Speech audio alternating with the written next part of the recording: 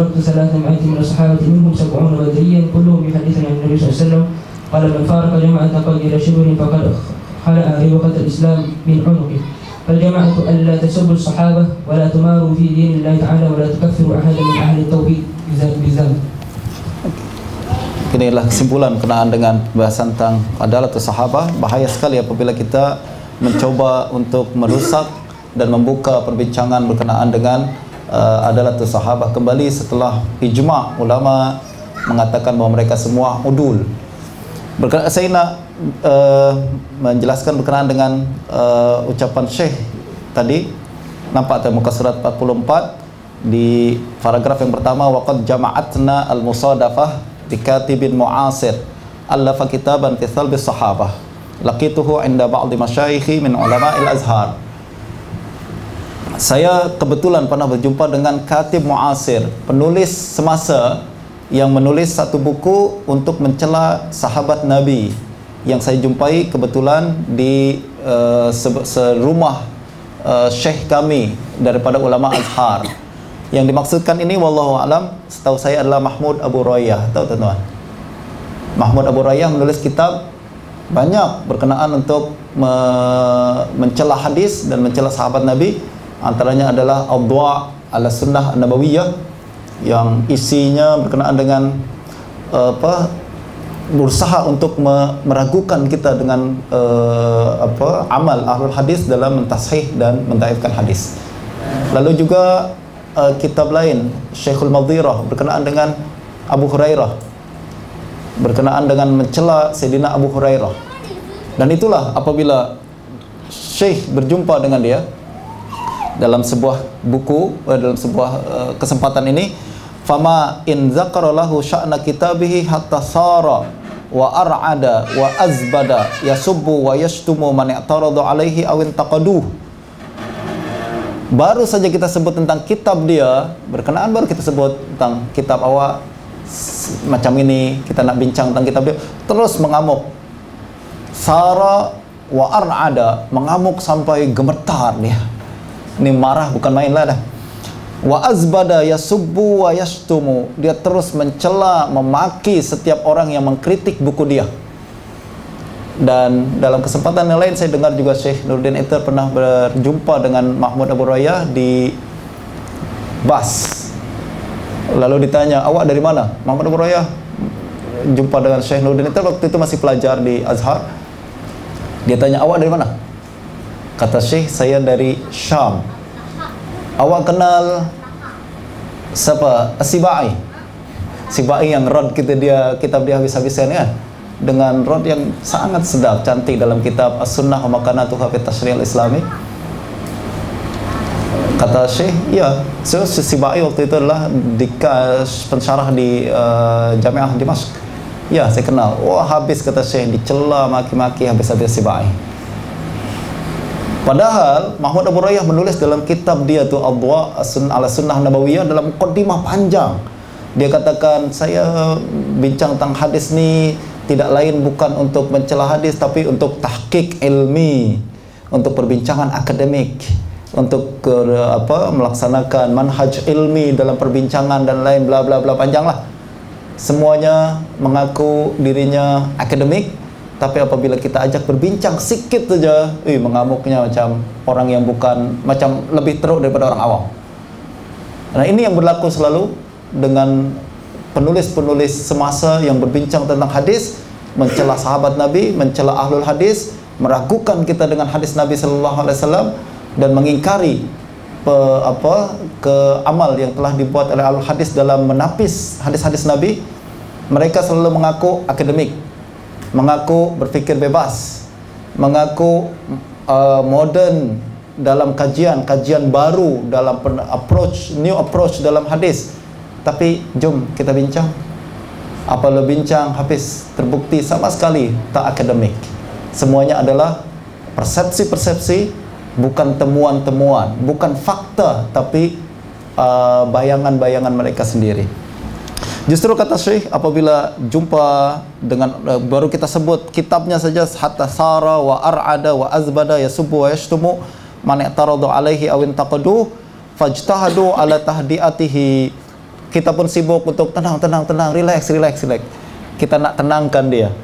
Fajtahadu ala tahdiatihi wattafaqu ala kalimatin wahidah itta'adna ala al-ijtima' min ajliha. Oke, kalau gitu kita sepakat satu perkara saja. Kita jumpa kembali nanti untuk satu perkara, wahya muqabalatun nusus bil maraji allati ya'zu ilaiha. Kita tak payah debate buku yang awak bincangkan, cukup kita jumpa nanti, buka satu persatu maraji yang awak gunakan. Awak katakan ambil dari sini kan, jom kita buka. Awak ambil dari Fathul Bari, jom kita buka Fathul Bari. Awak ambil dari kitab Sahih Bukhari, jom kita buka Sahih Bukhari. Setiap nukilan yang awak nukil, kita cek balik kepada masdar asalnya. Sepakat? Fa in wujidat mutabaqatan laha sallimna lahu bi kulli ma yad'i. Kalau betul apa yang awak nukil seperti mana yang ada di dalam rujukan, kita setuju sama awak. Apa yang awak cakap kita setujulah. Cuma satu perkara saja, awak nukil kita pastikan betul tak nukilan awak, itu satu perkara saja. Fa in wujidat mutabaqatan laha sallimna lahu bi kulli ma yad'i wa illa, kalau tak sesuai dengan nukilan tersebut, fa alaihi naqdu kitabih, awak kena tarik balik kitab awak. Setuju? Wa wafaqar rajul, orang itu pun setuju. Summan sarafa walakin ila ghairi raj'atin wala audah, dia pergi tapi tak kembali lagi, teman-teman. Ila mi'ad ila wala audata ila mi'ad hatta yahsyurullahu mal kadzibin yaumal ma'ad. Masya Allah, ini berlaku selalu begitu, berlaku tentuan. Kata Syekh selalu beliau tekankan kepada kami, tak payah debat panjang-panjang, cukup pastikan nukilan dia betul ke tak betul, sebab tahrif banyak sangat. Potong kalimat bukan pada tempatnya, ambil kalimat out of the context dan lain-lain. Cukup kembali kepada maraji, simple saja. Oke, lanjut. يخص الصحابة للحديث كما ثبت عدالة الصحابة فقد ثبت لهم وصف الضبط أيضا، وذلك لفضل ذكائهم الذي عرف به العرب ولما توفر لهم من عوامل تزيد القوة وحفظهم للحديث وأن يؤدوه كما سمعوه. ومن أهم عوامل حفظ الصحابة للحديث العوامل الآتية: صفاء أذهانهم وقوة قرائهم، وذلك أن العرب أمة أمية لا تقرأ ولا تكتب، والأمي يعتمد على ذاكرته فتمنوا وتقوى لتسقفه حين الحاجة، كما أن النبي صلى الله عليه وسلم وبعضهم عن تعقيد الحضارة ومشاكلها جعلهم ذوي أذهان نقية، لذلك عرفوا بالحفظ النادر والذكاء العجيب. قوة الدافع الديني، وذلك أن العرب يقولون أن لا سعادة لهم في الدنيا ولا فوز في الآخرة ولا سبيل للمجد والشرف وإلا إلى المكانة بين الأمم إلا بهذا الإسلام، فتلقوا الحديث النبوي بغاية الاهتمام ونهاية الحرص، ولا شك أن ذلك وحده كاف من قوة الحفظ، فكيف إذا كان السامع في غاية قوة من الحفظ. الثالث تحريضه صلى الله عليه وسلم إياهم على حفظ الحديث وأدائه إلى الناس كما سمعوه، في أحاديث كثيرة تدل على في ذلك على عنايته صلى الله عليه وسلم بذلك وتكرار الوصاة بها. كحديث ابن ثابت قال: سمعت رسول الله صلى الله عليه وسلم يقول: نظر الله امرأ سمع مقالتي فبلغها، فرب حامل فهو غير فقيه، ورب حامل فهو إلى من هو أفقه منه. أخرجه أبو داود والترمذي وابن ماجه، وبذلك أصبح حفظ الحديث واجبا لكي يخرج المسلم من مسؤولية التبليغ الذي أمره به رسول الله صلى الله عليه وسلم. الرب صحبة للنبي صلى الله عليه وسلم ودعاؤه لهم، فإن الصحبة تؤثر في النفس كثيرا، فكيف بصحبته صلى الله عليه وسلم، وكان يدعونهم كلهم دعوات كثيرة صالحة في آخر صلواته وخطبه وفي خلوته، وذلك يؤثر في فتح باب العلم لهم. وقد خص بعض الصحابة بالدعاء وذر عليهم أثر ذلك وفاقوا غيرهم مثل عبد الله بن عباس وأبي هريرة رضي الله عنهم. الخامس أخذهم المباشر عن رسول الله صلى الله عليه وسلم، فلم تكن بينه وبين وسائط إلا في بعض الأحيان تكون واسطة واحدة ثقة إلا أنه من الصحابة، وذلك أيسر للحفظ وعاون على الاستيعاب. الثاني ما كان للحديث الإسلام، فإنه كما عرف ركن أساسي دخل في تقوير الصحابة الفكر والسلوك من العمل والخلق، حيث كانوا يأتسون برسول الله في كل شيء، يتلقفون منه الكلمة فتخالط منهم عزمهم وكيانهم ثم يصوغونها عملا وتنفيذا، وذلك لا شك يؤدي للحفظ ويكون دون النسيان لأنه وسيلة البراءة من الأهداف للتحقق بالاتباع. معيشتهم ظروف الحديث كانت تخص صدور الحديث عنه صلى الله عليه وسلم أحوال وأحداث وظروف، وكان الصحابة يعاينون ذلك ويحسون به وبأثره في النبي صلى الله عليه وسلم وبتأثره أيضا، وذلك يساعد على الحفظ أكثر من الاطلاع المجرد، لأن اقتراء الحديث بالحادثة أو الواقع يساعد على تذكره بسبب تجميع الأفكار وتعدد المؤثرات في الذاكرة والشعور. وامتاز الصحابة لذلك بحفظ الرواية وضبطها بدقة وبمزيد فهمها والتفقه فيها. اتباع النبي صلى الله عليه وسلم الوسائل التربوية والتعليمية، فالنبي صلى الله عليه وسلم علم أن الصحابة سيخلفون في حمل الأمانة وتبليغ الرسالة، فكان يتبع الوسائل التربوية في إلقاء الأهل عليهم ويسلك سبيل الحكمة كي يجعلهم أهلا لتحمل المسؤولية. فكان من شمائله في توجيه الكلام أنه لم يكن يسرد الحديث سردا متتابعا، بل يتأنى في إلقاء الكلام ليتمكن من الذهن، أنه لم يكن يثير الأحاديث بل كان كلامه قصدا. وقد أشارت إلى هذين الأمرين السيدة عائشة رضي الله عنها، فقال كان يحدث حديثا يعده العاد الأخصار، اتفق عليه، وأنها قالت ما كان رسول الله صلى الله عليه وسلم يسرد كسركم هذا، ولكنه كان يتكلم بكلام بين فضل يحفظ من جلس إليه.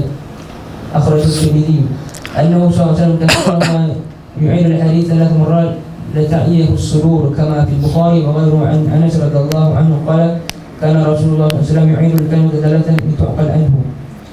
أسلوب الحديث النبوي، فقد أوتي النبي صلى الله عليه وسلم قوة البيان الذي يمر مثلها في البشر، ومن هنا نجد القرآن يسمي الحديث حكمة، ولا شك أن البيان البليغ يأخذ بمجامع القلوب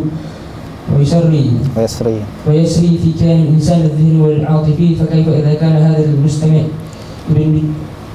ابن بجرة البلاغة المذوق لها المشغوف بها، إن ذلك يجعله يحفظ الحديث ولا ينساه.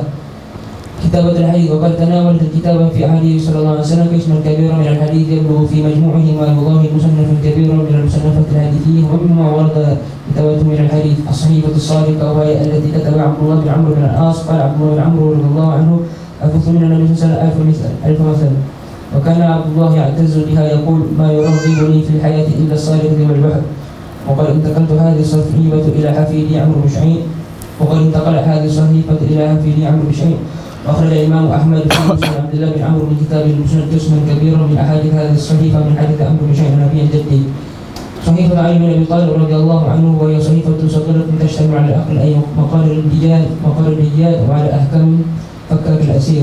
أخرج نبأ البخاري وغيره عن أبي جحيفة قال قلت هل عندكم كتاب؟ قال لا إلا كتاب الله أو فهم أعطيه رجل مسلم أو ما في هذه الصحيفة. قال قلت وما في هذه الصحيفة؟ قال العقل وفكاك الأسير وألا يقتل مسلم بكافر.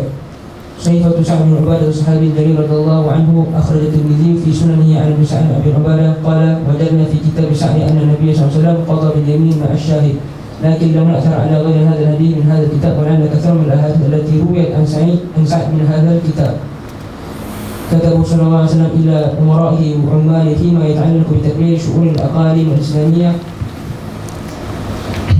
وأحوالها وفي بيان أحكام الدين، وهي كتب كثيرة تشتمل على مهمات أحكام الإسلام وعقائده وخطوره العريضة وبيان الأنصبة والمقاليد الشرعية للزكاة والدية والحدود والمحرمات وغير ذلك. من هذه الكتب كتاب الزكاة والدية الذي كتب به أبو بكر الصديق، وأخرج البخاري في صحيحه فقد روى أبو داود الترمذي أن رسول الله صلى الله عليه وسلم كتب كتاب الصدقة فلم يخرج حتى قبل. كتابه لعمرو بن حزم عامله على اليمين اليمن، وفيه أصول الإسلام وطريق الدعوة إليه والعبادات وأنصبة الزكاة والجزية والديات. كتاب إلى وائل بن حجر لقومه في حضرموت فيه الأصول العامة والإسلام وأهم المحرمات.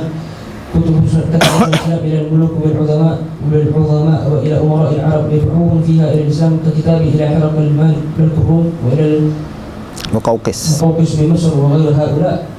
نقول ومعاهدات التي أبرمها مع الكفار كصلح الحديبية وصلح تبوك وصحيفة المعاهدة التي أبرمت في دستور التعايش بين المسلمين في المدينة وبين من جاوروا من اليهود وغيرهم. كتب أمر بها النبي صلى الله عليه وسلم لإفراد من أصحابه لمناسبة ومقتضيات مختلفة مثل كتابة خطبة لأبي شاهد اليماني، وغير ذلك مما كتب في عهده صلى الله عليه وسلم مما لم نحصه هنا أو لم نحط به علما، وهذا كاف لإثبات تواتر الكتابة في عهده صلى الله عليه وسلم وإثبات أن ما كتب في عهده تناول جزء كبير من حديثه. وأهم هذه الأحاديث وأدقها الاجتماعية على أمهات الأمور ذات الأهمية وعلى أحكام دقيقة تتناول بالأرقام تحتاج إلى ضبط دقيق مما يجعل الكتابة عنصرا مهما في حفظ صحابة الحديث، انظروا إلى العوامل الأخرى ليدعمها ويآزرها في تحقيق تحمل صحابة الحديث النبوي تحملا حافظا أمينا كافلا بل يأدوه كما سمعوه من رسول الله صلى الله عليه وسلم. Setelah kita memastikan dan isbat adalatus sahabat, berikutnya juga adalah kita berbincang tentang isbat dhabt sahabat. Bagaimana kita boleh membuktikan bahwa sahabat Nabi sallallahu alaihi wasallam menghafal dan menyampaikan hadis Nabi sebagaimana yang beliau dengar daripada Nabi sallallahu alaihi wasallam tanpa perubahan makna. Dan ini memerlukan hafalan yang kuat. Dan di sini juga kita menyebutkan bahwa para sahabat memiliki hafalan yang sangat kuat karena ada faktor-faktor tertentu. Yang pertama adalah safa'u azhanihim wa quwwatu qara'ihim. Pertama, memang pikiran mereka sangat cerdas. Zihin, hafalan, minda mereka sangat cerdas dan jernih. Ini dapat membantu mereka untuk menghafal. Adalah tabiat orang Arab yang terbiasa mereka menghafal syair-syair, sekali dengar saja mereka hafal semua. Ini menjadi satu kelebihan yang Allah berikan kepada orang Arab karena mereka ummi. Ummi itu tak menulis. Karena tak menulis, mereka iktimad kepada hafalan. Dulu saya ingat waktu belajar juga di pondok, ketika belajar ada, kalau kita sekarang terjemahkan, kita tulis semua terjemahan kan. Kalimat doroba maknanya memukul. Dulu guru kami selalu larang untuk tulis. Hafal. Ingat. Kalau kita tulis, lepas itu kita simpan, dah tak buka lagi kan. Dah tak ingat lagi dah. That's why dia orang katakan tak boleh tulis. Ingat, hafal. Karena kita tak tulis, jadi boleh ingat.